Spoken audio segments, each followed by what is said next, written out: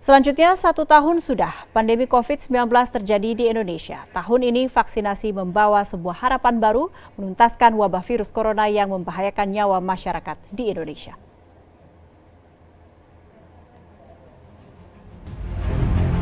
Maret 2021 menjadi penanda 1 tahun wabah COVID-19 terjadi di Indonesia. Telah 1 tahun juga kesehatan dan nyawa masyarakat terancam. Kembali pada 1 tahun lalu, kelas dansa di Jakarta Selatan berujung kasus pertama COVID-19, yakni seorang ibu berusia 64 tahun dan putrinya 31 tahun, yang kemudian disebut pasien 0102. Negara menyampaikan pengumuman temuan kasus pertama ini di teras Istana Merdeka, Jakarta. Orang Jepang ini ke Indonesia bertamu ke siapa, bertemu dengan siapa, ditelusuri dan ketemu. Sudah ditemukan, ternyata orang yang telah terkena virus corona ini berhubungan dengan 2 orang. Seorang ibu yang umurnya 64 tahun dan putrinya yang berumur 31 tahun. Dicek oleh tim kita pada posisi yang sakit. Pemerintah mengimbau agar masyarakat tidak panik. Namun, dalam 11 hari pasca pengumuman kasus pertama, jumlah kasus COVID-19 telah capai 69 orang, dengan 4 diantaranya meninggal dunia. Pemerintah kemudian membentuk tim gugus tugas penanganan COVID-19 di bawah pimpinan Presiden dan dikoordinasi oleh BNPB. Tak hanya itu, salah satu upaya awal yang dilakukan adalah menambah fasilitas rumah sakit rujukan dan fasilitas rawat COVID-19, antara lain Rumah Sakit Pulau Galang dan Rumah Sakit Darurat COVID-19 Wisma Atlet Jakarta. Pada 15 Maret 2020, Presiden meminta Pemda membuat kebijakan belajar dari rumah bagi pelajar dan mahasiswa, bekerja dari rumah bagi karyawan, dan menyerahkan status kedaruratan pada kepala daerah.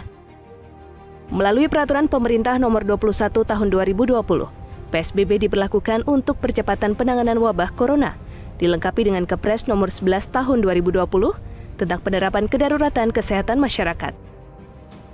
Sementara di sektor ekonomi, Presiden melalui Perpu nomor 1 tahun 2020 berupaya menjaga stabilitas sistem keuangan dan mengatur kebijakan keuangan negara yang turut terdampak pandemi COVID-19 dengan total anggaran 405 triliun rupiah lebih.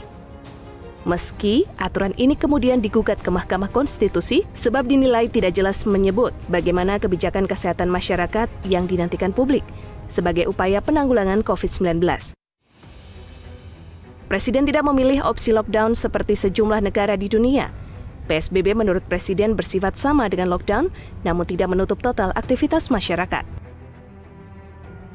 PSBB berlaku sejak 1 April 2020, di mana pemerintah daerah wajib minta persetujuan pemerintah pusat untuk menerapkannya. DKI Jakarta menjadi provinsi pertama yang menerapkan PSBB pada 10 April 2020, diikuti Tangerang, Depok, Bogor, dan Bekasi.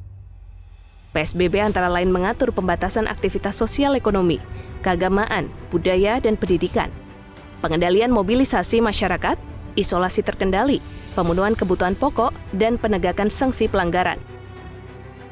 Namun, di tengah kasus yang tidak menunjukkan tanda-tanda menurun bahkan melandai, menjelang kenormalan baru, Presiden Joko Widodo berencana membuka sektor pariwisata untuk membangkitkan pariwisata yang sangat terpuruk akibat COVID-19. Menurut Menteri Pariwisata dan Ekonomi Kreatif kala itu, Wisnu Tama, aktivitas pariwisata akan tetap dihentikan jika ditemukan kasus COVID-19. Pada 20 Juli 2020, tim gugus tugas penanganan COVID-19 dibubarkan dan digantikan dengan Satuan Tugas Penanganan COVID-19. Satgas berada di bawah Komite Penanganan COVID-19 dan Pemulihan Ekonomi Nasional yang dipimpin Menteri Koordinator Perekonomian Erlangga Hartarto. Presiden Joko Widodo mengaku ada pekerjaan rumah besar menurunkan angka kematian akibat COVID-19. 1 tahun wabah corona di tanah air, tercatat total kasus lebih dari 1,3 juta, dengan total kematian 36.325 orang. Jawa Timur menempati posisi teratas kematian tertinggi akibat COVID-19, yakni 9.147 kasus. Merujuk pada Worldmeter dan Kawal COVID-19, ada sejumlah indikator yang menunjukkan pandemi COVID-19 di Indonesia masih buruk. Tingkat fatalitas kasus 2,7% dengan patokan WHO 2,2%, atau urutan 17 di dunia. Total kasus di urutan 18 atau 14,9%, dari tingkat WHO kurang dari 5%.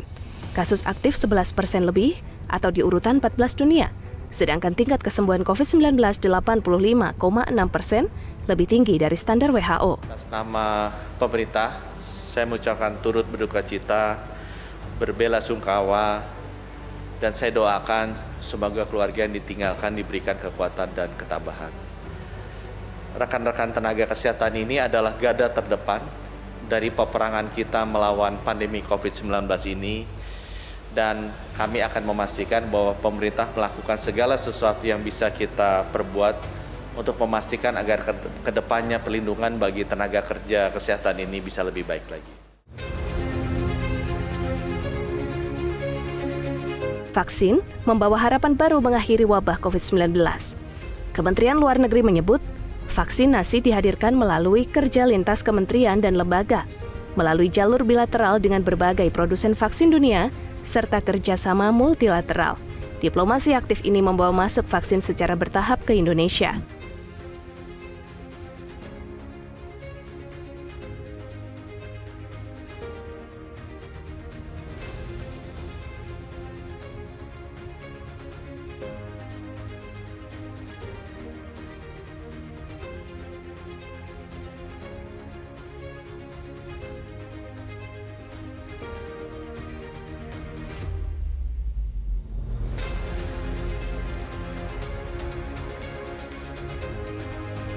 Tenaga kesehatan menjadi prioritas utama penerima vaksin COVID-19, diikuti TNI Polri. Pada tahap kedua, masyarakat yang bekerja di sektor pelayanan publik menjadi sasaran vaksin. Tahun ini, masyarakat menantikan akhir dari wabah COVID-19. Masyarakat bersiap menata kembali hidup setelah didera 1 tahun serangan virus corona. Kebijakan pemerintah memerlukan dukungan seluruh elemen agar tujuan bersama mengakhiri wabah virus corona bisa terlaksana. Tim Liputan Jawa Post TV.